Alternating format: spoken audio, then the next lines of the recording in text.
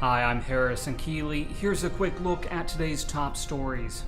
First of all, it turns out the pilot of a small plane radioed for help just minutes before he crashed in Collegedale Wednesday. Air traffic control tried to give him directions to the Collegedale airport. Here's the recording. Okay, 1 Echo Mike, I got oil all over my windshield. I'm going to need some help for lineup. And then for 1 Echo Mike, runway 20 is 1 o'clock and 8 miles. Do you have runway 20 in sight? That's a negative, sir. I do not. Number 1 Echo Mike, update the airport now, 1 o'clock, 5 miles. 1 Echo Mike, they're not going to make it.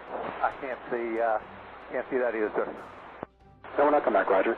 You're about 3 to 4 miles northwest of the Collegedale Airport. It appears you're tracking directly towards Collegedale. 1 Echo Mike, looks like they're not going to make it. The pilot died after his plane went down in a field around 3 p.m. He was the only person on board, and his name has not yet been released. The plane took off from Knoxville and was headed to Jackson, Mississippi. The FAA is investigating. Chattanooga police say a woman dropped her niece off at school and then told them the girl was abducted. 32-year-old Letrice Patterson reported her car had been stolen with the 4-year-old still inside. An Amber Alert was activated, and police say every available officer in the area responded. Patterson's car has not yet been recovered. She's been booked into jail and charged with filing a false report.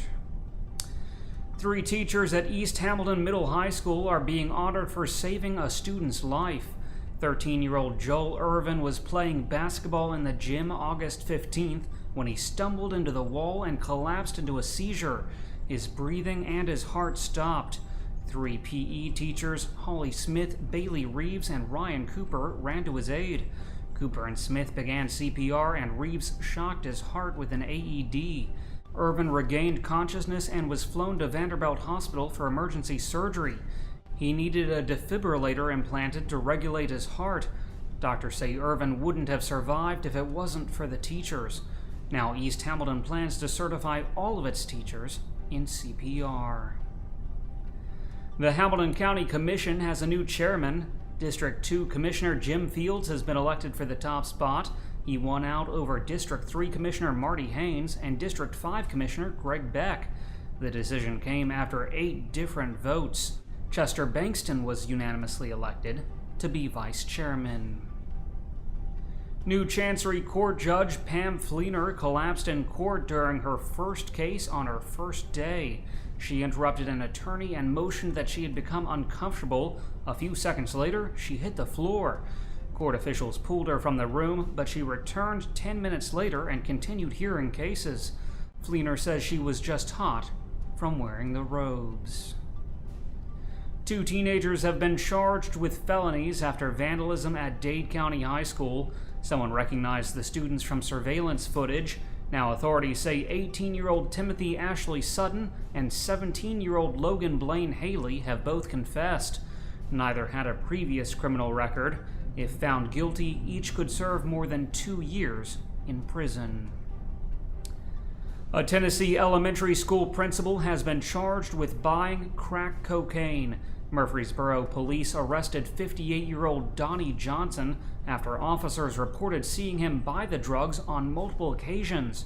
Johnson is principal at Rockvale Elementary School and has worked for Rutherford County Schools for more than 30 years. He has been suspended from his job.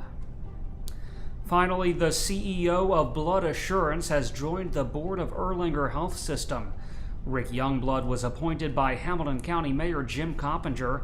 His 4-year term will begin immediately. Turning to weather, today will be partly sunny with a high near 88 degrees. The low tonight will be around 71. That's it for today's newscast. Thanks for being with us. You can find more on these stories and breaking news all day long at timesfreepress.com.